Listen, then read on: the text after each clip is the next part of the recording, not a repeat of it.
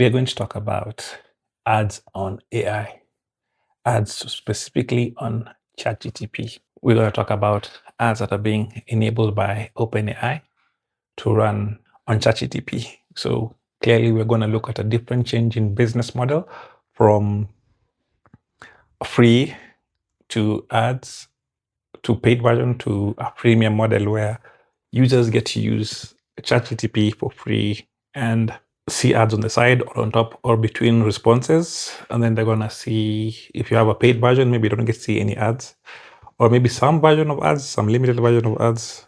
It's not yet to be disclosed or talked about.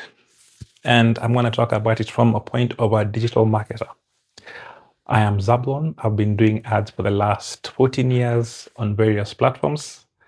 So I'm looking forward to this exciting opportunity where you get to flex on ChatGPT or any other ads platform.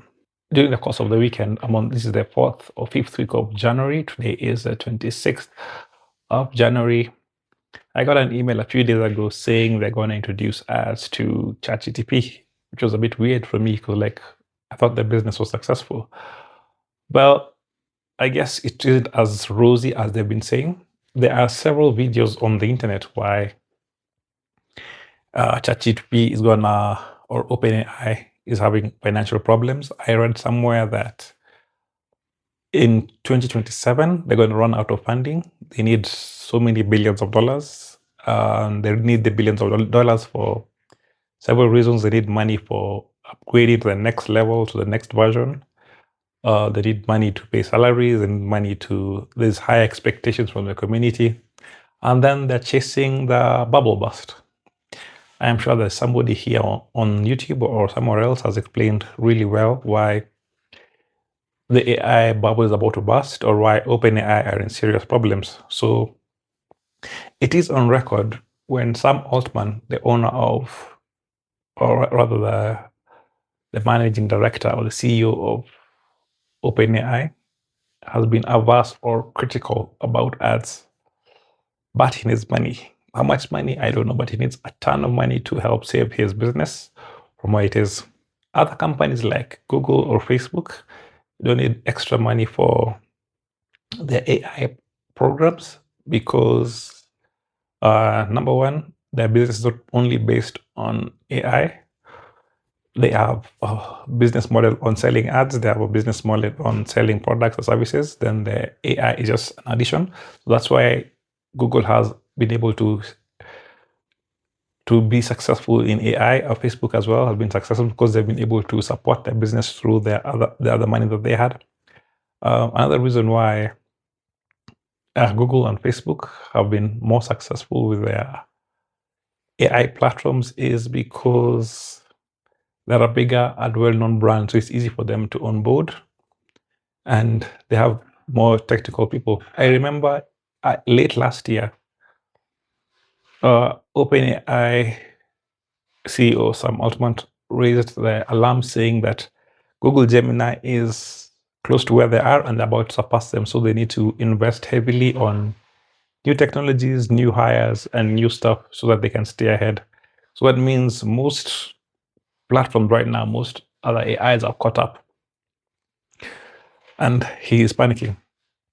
But like I said, this is not a AI video, it's an advertising video for digital marketers. So let's get more into that.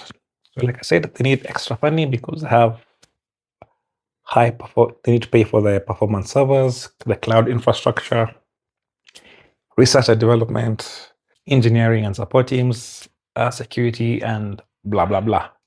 So how are they going to do the ads? So I'm thinking, when you go through your ChatGPT, it's a bit interesting. I don't know where they want to place ads. I don't know where if they're going to have a space on the left or a space on the right to just drip feed you ads.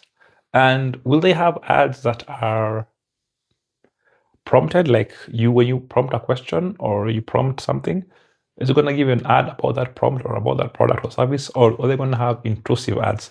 Intrusive ads are what Facebook, Meta, YouTube does, where you don't really search for something; it just boom, it pops on you. It disrupts your whatever you're doing.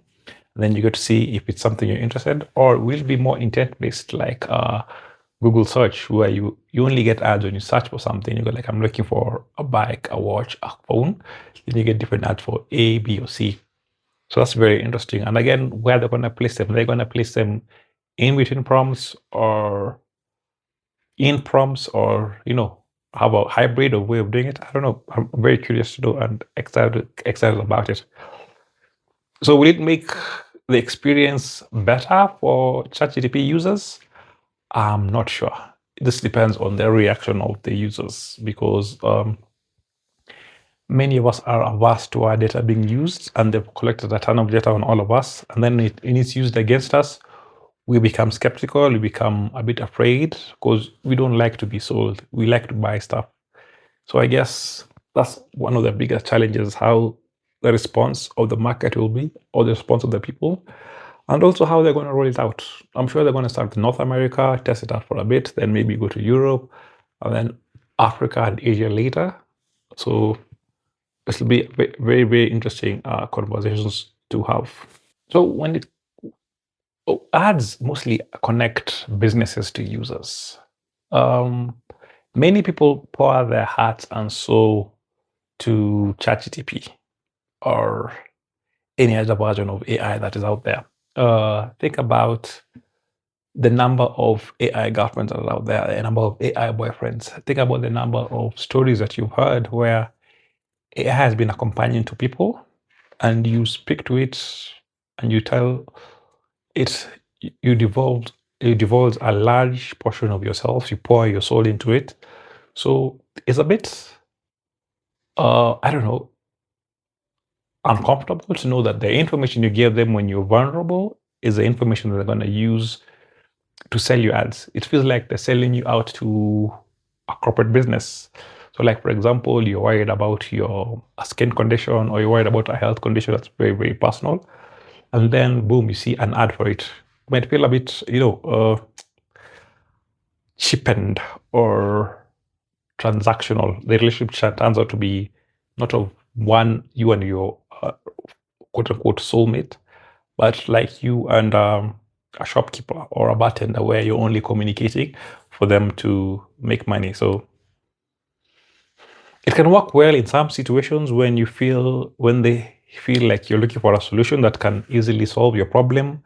Like, for example, I'm looking to build a PC. So I'm looking at various items, various components.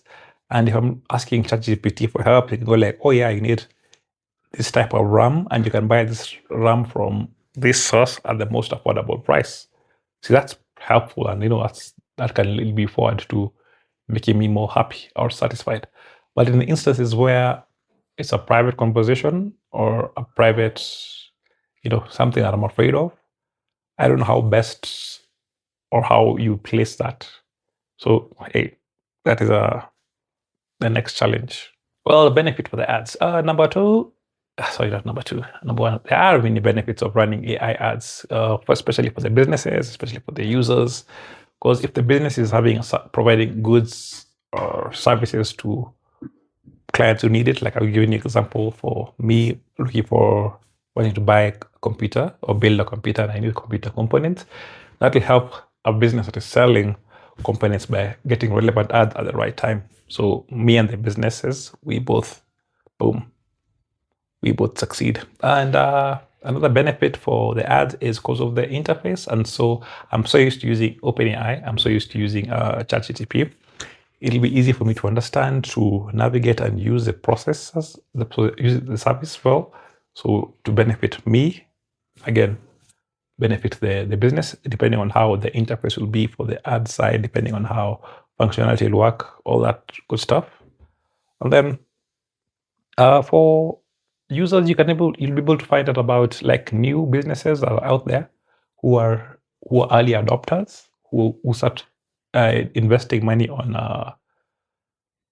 AI ads, and you can see what products they're selling. So your eyes are open to new opportunities, as opposed to the basic items or the basic companies that you're used to. So talking about drawbacks, it's hard to tell now because it's early and you haven't seen how they've been laid out.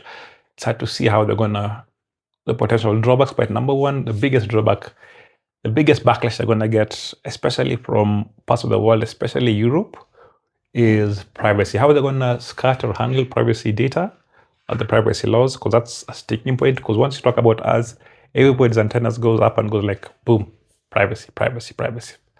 And then a second problem is how are they gonna price their ads? Will they be expensive? Will they be cheaper? Like, for example, running ads on TikTok is way, way cheaper than running ads on Facebook. But then again, it's because of the audience, demographics, blah, blah, blah, blah. On running ads on LinkedIn is very pricey. LinkedIn is top tier premium because there's more engaged audience, people who have more money, people who are more professional. So the balancing of the pricing is going to be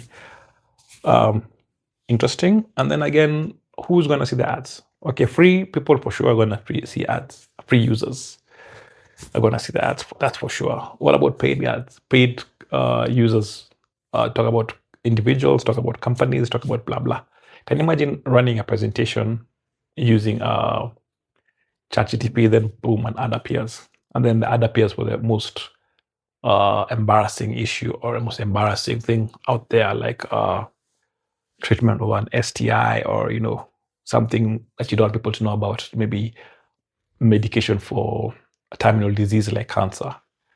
So that's one of the challenges that I can think of so far. And then lastly, the biggest problem that I find I can think of right now is the disconnect between businesses and clients.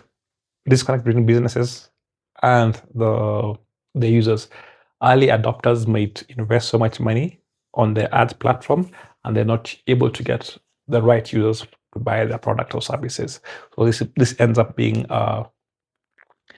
demotivational for users, especially on the business side. Then on the other side, on the customers or the client, they might get the wrong ads, they might get the wrong feedback, they might get the wrong thing.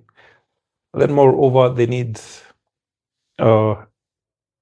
just need to set up the systems to see how they work and how to help them out.